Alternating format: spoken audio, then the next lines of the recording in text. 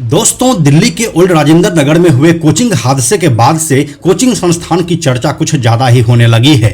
अब सवाल यह है कि आखिर कोचिंग सेंटर का क्रेज इतना क्यों बढ़ा है और सरकार इसके लिए कोई ठोस कदम क्यों नहीं उठा रही है। आए दिन कोचिंग सेंटर्स में कोई न कोई हादसा होता ही रहता है, जिससे कि सबसे ज्यादा खतरा बच्चों को ही रहता है। लेकिन फिर भी अगर सरकार इसके लिए कोई ठोस कदम नहीं उठा रही है तो इसके पीछे है इन कोचिंग सेंटर्स का बिजनेस। लल्लन टॉप से हुए एक इंटरव्यू में देश के नामी एजुकेटर अवध ओझा सर बताते हैं कि कोचिंग सेंटर्स का बिजनेस 5000 करोड़ से भी ज्यादा का है, जबकि फैक्ट तो यह है कि इन कोचिंग सेंटर्स से सिर्फ 2023-24 में 5517 करोड़ का जीएसटी मिला है। तो अब आप इस बात से अंदाजा लगा सकते हैं कि आखिर इनका बिजनेस कितना होगा। आइए देश भर में चलने वाले इन कोचिंग सेंटर्स के बारे में आपको कुछ चौंकाने वाला सच बताते हैं। हेलो एंड नमस्कार, मेरा नाम है प्रशांत और आप देख रहे हैं बेजोड़जोड़ा.com का यूट्यूब चैनल। दोस्तों, अपने यहाँ कोचिंग सेंटर्स का क्रेज इतना ज़्यादा है कि पेरेंट्स अब बच्चों को रेगुलर स्कूल के बजाय कोचिंग में पढ़ाना पसंद करते हैं, क्योंकि उन्हें लगता है कि इससे बच्चे को ज़्यादा फायदा होगा, जो कि काफ़ी हद तक सच नहीं है।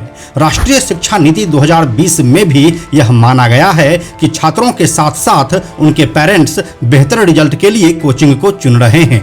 विषय को समझाने की जगह सिर्फ रटने पर फोकस कराया जा रहा है। समाधान के लिए नई शिक्षा नीति में रेगुलर फॉर्मेटिव असेसमेंट की सिफारिश भी की गई है। सिर्फ रटने और परीक्षा केंद्रित तैयारी पर जोर देने वाली कोचिंग संस्कृति के प्रभाव को कम करने के लिए जरूरी कदम उठाने की बात कही गई है।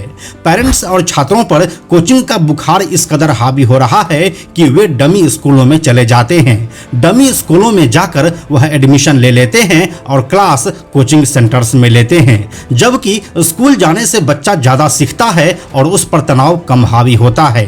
लेकिन इससे ज्यादातर पेरेंट्स को मतलब नहीं होता है और मतलब होता है तो बस रिजल्ट से, जिसकी वजह से कई बार बच्चों पर भी निगेटिव असर देखने को मिलता है।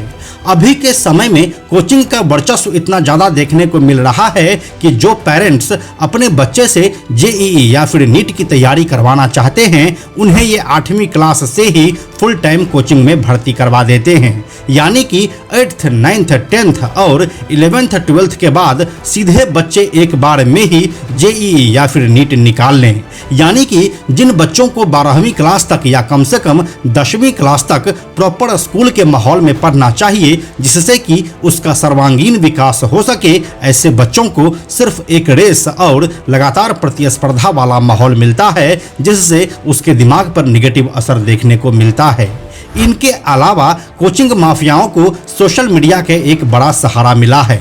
कई टीचर्स तो ऐसे हैं जो अपने पढ़ाई की स्किल्स से ज़्यादा सोशल मीडिया के माध्यम से लोकप्रिय हुए और वे कॉम्पिटिटिव एग्जाम्स को एक ग्लैमर का रूप दे दिए। यह उनके अपने बिजनेस के लिहाज से सही भी है, लेकिन इससे वे बच्चे भी इस रेस में कूद पड़ते हैं जिनका उन एग्जाम्स से कोई सरोकार नहीं होता है। और यही वजह रही है जो पिछले कुछ सालों में देश में कोचिंग सेंटर्स की एक बाढ़ सी आ गई है, जिनके ऊपर सरकार का कोई भी गाइडलाइन काम नहीं करता है।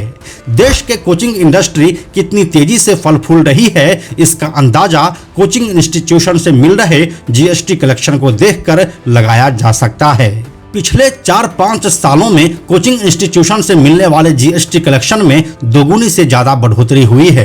राज्यसभा के सदस्य प्रमोद तिवारी की ओर से पूछे गए एक सवाल के लिखित जवाब में ऐसी जानकारी दी गई है जो आपको चौंका सकता है। वित्त मंत्रालय के राजस्व विभाग के आंकड़ों के मुताबिक साल 2019-20 में कोचिंग संस्थानों से 2240 करोड़ रुपए का जीएसटी कलेक्शन मिला था। वहीं साल 2020-21 में कोविड के दौरान भी यह आंकड़ा 2215 करोड़ रुपए का रहा था। 2021-22 में 3045 करोड़ का और फिर 2022-23 में 4667 करोड़ का यह आंकड़ा रहा था। वहीं साल 2023-24 में यह संख्या बढ़कर 5517 करोड़ रुपया हो गया था।